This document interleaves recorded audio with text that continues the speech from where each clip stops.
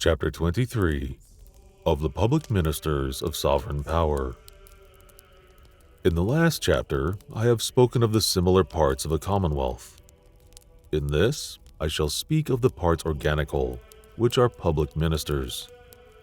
Public minister who?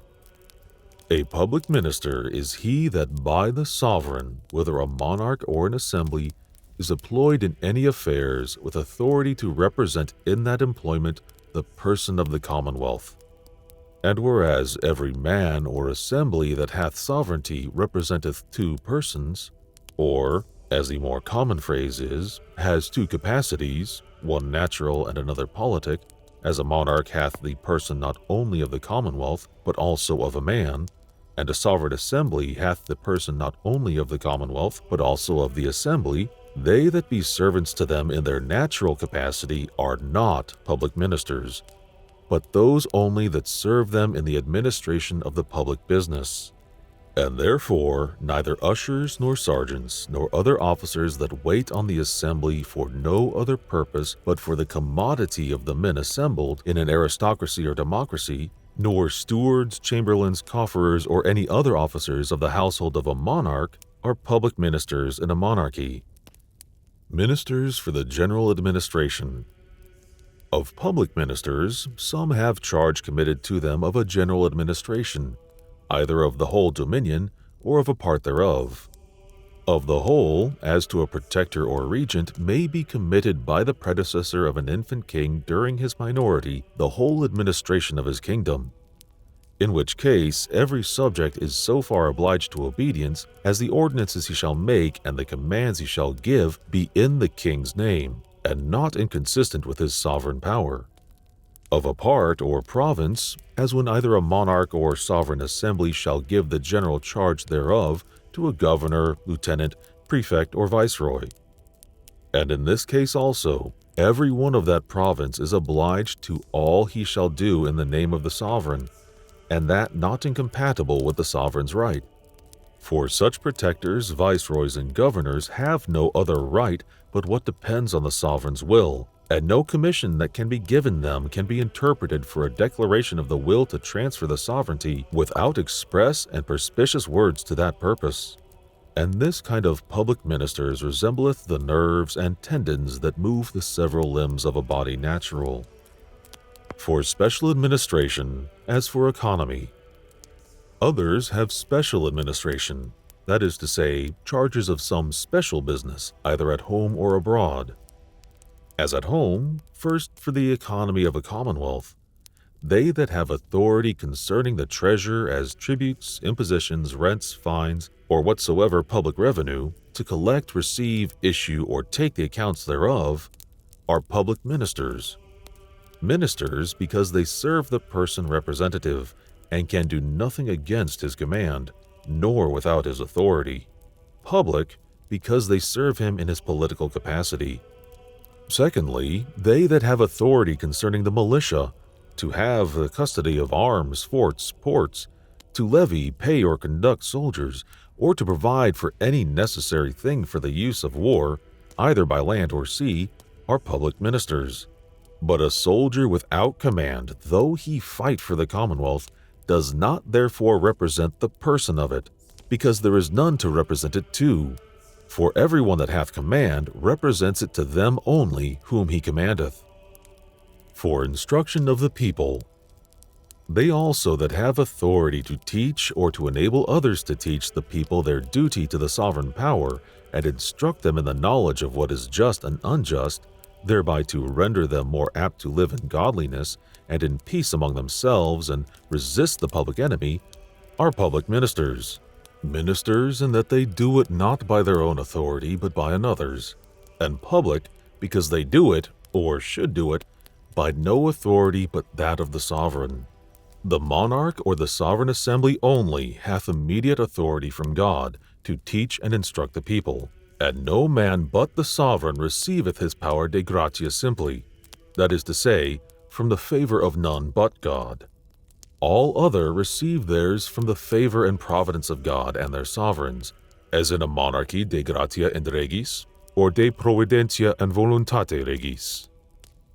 For Judicature, they also to whom jurisdiction is given are public ministers, for in their seats of justice they represent the person of the sovereign, and their sentence is his sentence. For, as hath been before declared, all judicature is essentially annexed to the sovereignty, and therefore all other judges are but ministers of him or them that have the sovereign power.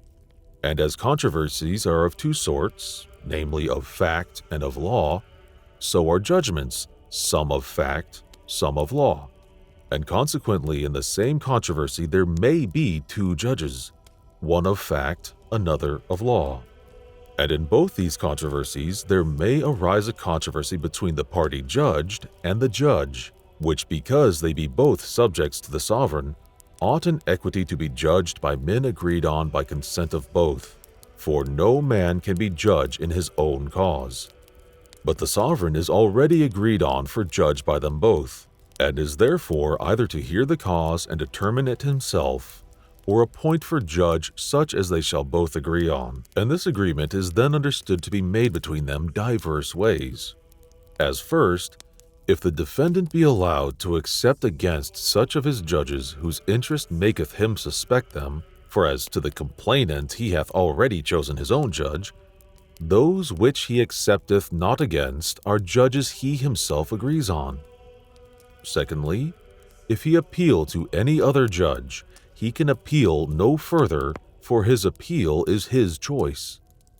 Thirdly, if he appeal to the sovereign himself, and he by himself or by delegates which the parties shall agree on give sentence, that sentence is final, for the defendant is judged by his own judges, that is to say, by himself. These properties of just and rational judicature considered, I cannot forbear to observe the excellent constitution of the courts of justice established both for common and also for public pleas in England. By common pleas I mean those where both the complainant and defendant are subjects, and by public, which are also called pleas of the crown, those where the complainant is the sovereign. For whereas there were two orders of men, whereof one was lords, the other commons, the lords had this privilege, to have for judges in all capital crimes none but lords, and of them as many as would be present, which being ever acknowledged as a privilege of favor, their judges were none but such as they had themselves desired.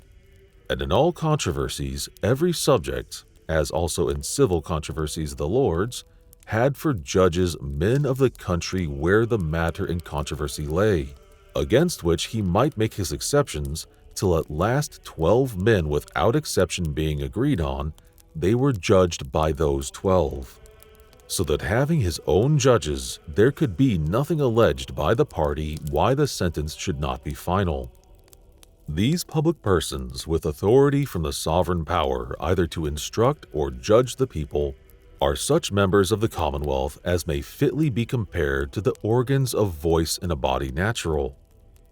For execution, public ministers are also all those that have authority from the sovereign to procure the execution of judgments given, to publish the sovereign's commands, to suppress tumults, to apprehend and imprison malefactors, and other acts tending to the conservation of the peace. For every act they do by such authority is the act of the Commonwealth, and their service answerable to that of the hands in a body natural. Public ministers abroad are those that represent the person of their own sovereign to foreign states. Such are ambassadors, messengers, agents, and heralds sent by public authority and on public business. But such as are sent by authority only of some private party of a troubled state, though they be received, are neither public nor private ministers of the Commonwealth, because none of their actions have the Commonwealth for author. Likewise, an ambassador sent from a prince to congratulate, condole, or to assist at a solemnity, though authority be public, yet because the business is private and belonging to him in his natural capacity, is a private person. Also, if a man be sent into another country secretly to explore their counsels and strength, though both the authority and the business be public, yet because there is none to take notice of any person in him but his own, he is but a private minister, but yet a minister of the Commonwealth, and may be compared to an eye in the body natural. And those that are appointed to receive the petitions or other informations of the people, and are, as it were, the public ear, are public ministers and represent their sovereign in that office. Counselors without other employment than to advise are not public ministers.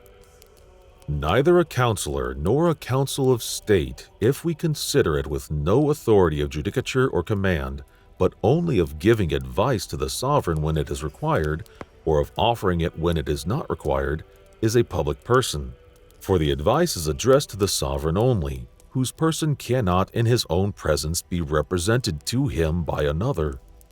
But a body of counselors are never without some other authority, either of judicature or of immediate administration. As in a monarchy, they represent the monarch in delivering his commands to the public ministers. In a democracy, the council or senate propounds the result of their deliberations to the people as a council. But when they appoint judges or hear causes or give audience to ambassadors, it is in the quality of a minister of the people. And in an aristocracy, the council of state is the sovereign assembly itself, and gives counsel to none but themselves.